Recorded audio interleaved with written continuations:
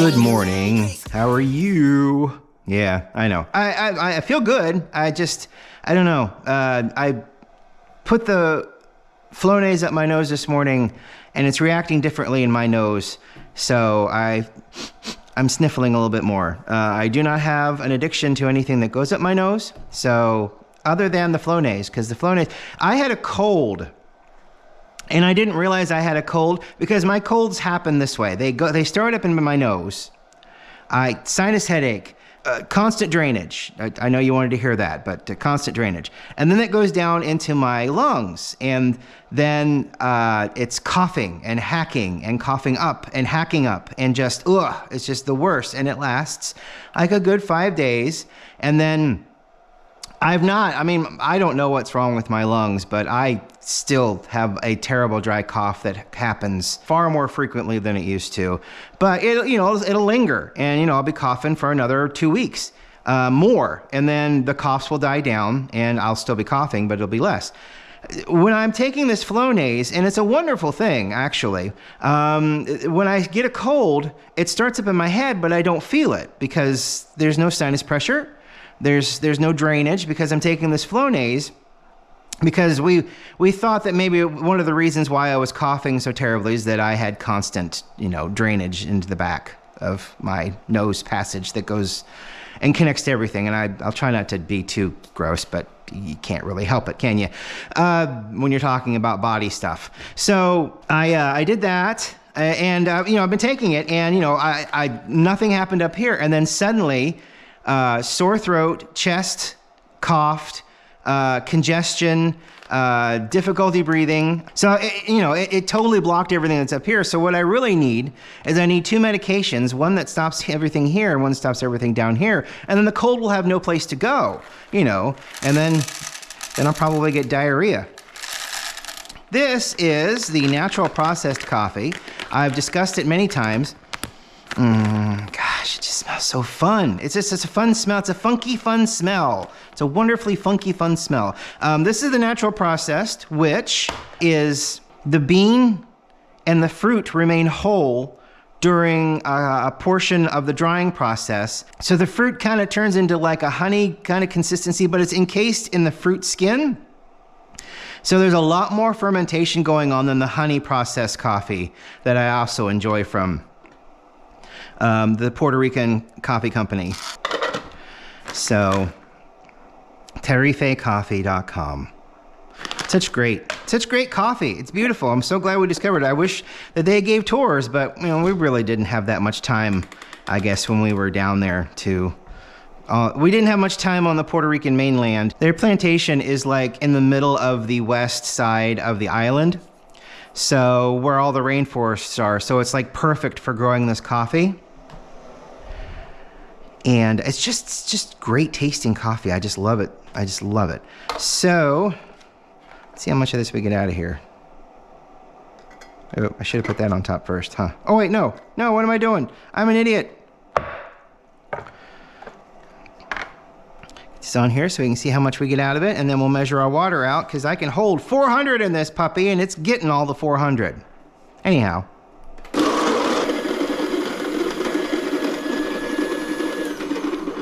So they ferment it, and then they peel the fruit off, and then they wash, and then they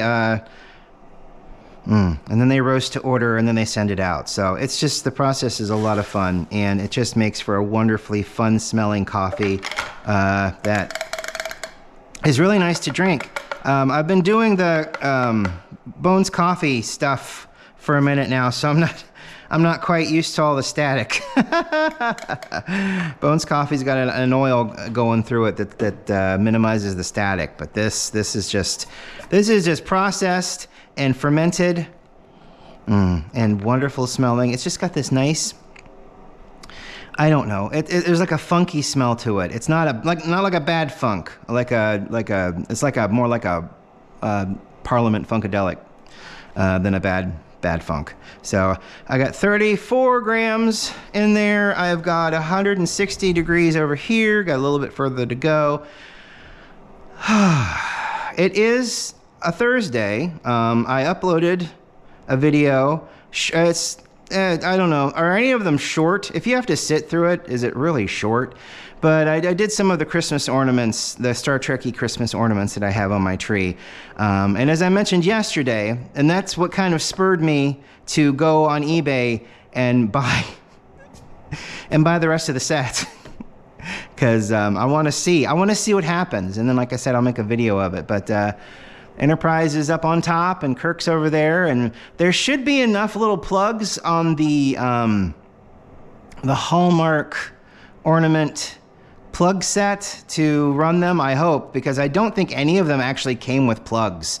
They're actually very reliant on you buying the plug brick with multiple outlets. They're very dependent on that, which is, I guess, kind of makes sense. If you at any time you want to push the remote button and start the Enterprise going, and you want to have the audio playing for people that are coming, you know, you want to be ready for that. So plugs are the best way to go.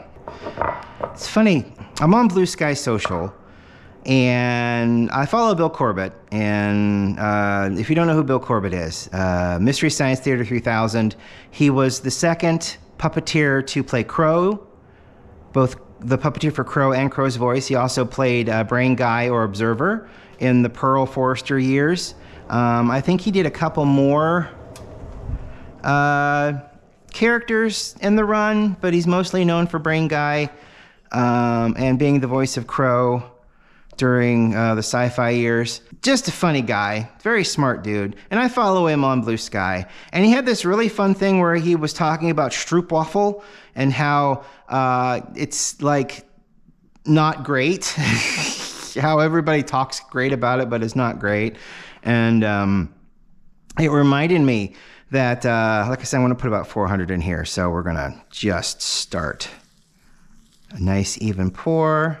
Keep the bed agitated, and we'll go from there. But you know, he mentioned, you know, not liking it, and it reminded me of the fact that I've been to this wonderful ramen place in town, and every time I've gone to that ramen place, I've looked at the same dish and said, "Boy, that sounds really good." And I think I've done it like 4 or 5 times now, and then I have to remind myself in my head, I've had that dish 5 times, and every time I have hated it. And it's just weird. I wonder what in our brains does that. What makes us forget that we've had that. Not only that we've had that several times, but that we should probably, you know what, I'm doing this wrong, aren't I? I should wait the 4 minutes and then break the crust. I think I've done that several times, and it's been completely wrong, and I apologize, that's my fault. So after about 4 minutes, we'll re-break that crust, and then we'll stir it up a little bit, we'll give it a swirl, and then we'll put it in the cup. But yeah, and I've done that a couple times where I've just gone in with a spoon and just because I want everything incorporated, but water has touched everything. So we've got the absorption and release reaction going. It's just, I've just forgotten that step in the process because I've done this so many times and it's autopilot now and I need to remember I'm missing steps. The fermented just smells so nice. It's so good. So we'll go about 4 minutes and then we'll stir it and then we'll go another minute. But yeah, I just wonder what in our brains does that to us. You know, we'll go to a restaurant and we'll be like, you know what, that tastes really good. And someone replied, you know, they have to remember every year that they hate lamb. And lamb is a funky thing. I know a lot of people like lamb and that's cool, but I'm not really a lamb person. I'll eat it. When we have it for Easter, Matt cooks it right, I guess, if there's a wrong way or a right way. It is really fatty, and the oils and the fat really don't make it taste great. But you put enough gravy on anything and it's fine. You mix it with gravy and the mashed potatoes and you're golden, you know? I mean, you really are. But lamb by itself without anything on it but like salt and pepper, no, that's not really something I'm really that into. Once a year, okay, I guess. But as long as there's other stuff on the table for me to eat, it's perfect. But, you know, and it's not saying I don't ever want anybody to serve lamb ever again. That's just me saying I'm not partial to it, but I'm like one in a group of, what, 6, 7 people? So it's fine. There's always other things to eat, and I can find that, and it's fine. But, you know, it's just one of those things. You know, you go to a restaurant and you've been there several dozen times, and it's like, ooh, that sounds good today. We'll have that. And then you say it out loud because you're a sociopath, and, you know, whoever there is with you that's been there with you the several dozen times will say to you, no, you hate that. And then you have a small, short argument about, what do you mean I hate that? Well, no, you hate that. You've had that like 5 times, and every time you've said that you've hated it, it tastes bad. I don't remember that. Well, no, you have. You've had that. You've had that experience. Well, I don't remember having that experience. Well, you have. Trust me. You don't want to have it because you don't like it. So, but then you're left with that lingering doubt when you order something else. Did I really? Is this what everybody calls gaslighting? Maybe kinda, I don't know. But no, I mean, of course, I've had it several times. And then, you know, at some point after you've had your lunch and you're going about everything, you suddenly remember, oh, you know what? I have had that. And that was a good call to not have it again. So I don't know where that comes from. It's just a part of your brain. And, you know, I think we all, in some ways, you know, block out bad experiences. You know, and the bad experiences don't have to be, you know, like horrible, terrible experiences. You know, it can be something as mundane as noodles for lunch. You know, it's really weird. It is a weird thing. It's not a bad thing. I'm not saying it's bad to have that experience and thought and feelings. It's certainly not. I'm just saying that it's weird. Because, and I can say it's weird because I have those thoughts and feelings, you know, that's happened to me. So it's like, to me, that's weird. And again, it's not a bad weird. All right, so 4.5 minutes. Let's go for another minute. So let's do about 5.5 minutes. And then the magic's going to happen. It's just so nice to have a clear glass. I wish I had a better clear glass. This has a seam in it here, and it has a seam. And my thumb has worn a spot. I don't know if you can really see it. This is what my thumb has done that. My thumb has worn this spot because this is how I hold it. So my thumb goes there. So my thumb is, unfortunately, I've not worn this ridge out that's on either side at all. And it is it's not nice. It doesn't feel great. But for some reason I have worn a spot right here where the thumb goes. So that's really funny. All right. Let's give you a nice little swirl. And then we will commence to drippage.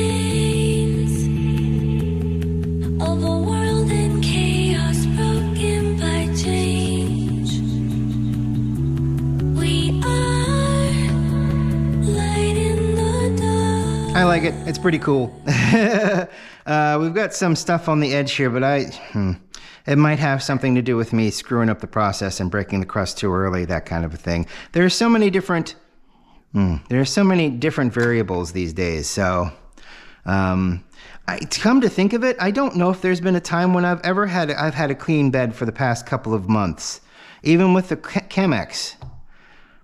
I'll have to go back and watch some methods to try to figure out where I've gone wrong. Stir, swirl. Maybe I shouldn't be stirring. Maybe I should be swirling more.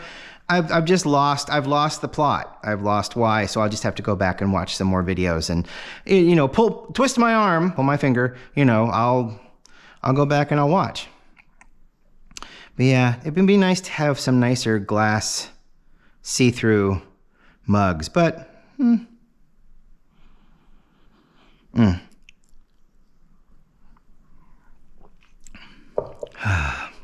It's just got a nice, natural, earthy vibe. You know, it's just, you get this really nice funk from the ferment. You get a nice, almost, it's kind of sour, but it's not like pucker your lips together sour. It's just like a different kind of, I'm trying to think, you know, kind of like how citrus, you know, not necessarily a lemon, but more like an orange. You know, you get an orange and there's a little bit of sourness with that sweet. And that's kind of what you're getting here. You're getting that kind of a small little sourness hit with the coffee bitterness that just somehow just it melds together, and it makes for a tasty cup of coffee. Yeah, it's just something about it. And it just permeates your tongue, and you get this really little bit of sweetness actually on the front of your tongue too. And it's very citrusy. It's got some darker notes in it, a little chocolate maybe, but you definitely get more of a citrusy kind of funky vibe with this fully fermented coffee, and it's absolutely wonderful, and it's great. There are other superlatives. Joyous, it's fantastic, it's fantastique, it's French, you know. I'd say it's French-Canadian, but then it'd be really bitter. Thank you so much for watching. I really appreciate it. I enjoy seeing people log in and watch the videos. You guys make this all worthwhile. Every aspect of the things that I do, I really appreciate you tuning in. And I hope you really enjoy it.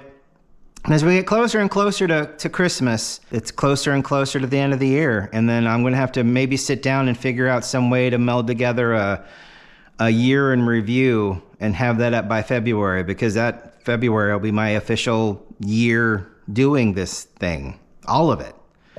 So that should be. That's why I need to hire a staff, really. I'm like, I watch YouTube videos and I'm like, why can't I look that professional? And then I realize, well, they've got 3 people editing everything. They got somebody for sound, they got somebody for video, they've got somebody for editing this part, they got somebody for editing this part, they've got staff to help put things together. You know, they're not just one person with a camera doing the one thing. So, I mean, I watched Kenji Lopez Alt, and it's the same way with him. I mean, he looks professional. He's got like a 4-camera setup where he's got like 4 GoPros mounted in 4 different areas. And, you know, so he can cut to different shots. But, you know, the cuts, he does all of that editing. So it still looks wonderful. It's still presented as a wonderful show. You know, it just doesn't look as professional. Just like what I'm doing here, it doesn't look as professional. And there's nothing wrong with that. I'm certainly not complaining. Kenji Lopez does a wonderful show, and we love watching him do his stuff. It's great. And you know, we got inspired. We're probably going to do some tonkatsu, some pork, panko fried pork. We need a wok. So we need to get a wok, and then we need to get comfortable with having incredibly hot oil on the stove so we can fry pork cutlets. That day is coming. Thank you so much for watching. I really appreciate it, and I hope that you have a great weekend, and we will see you on Tuesday. Bye.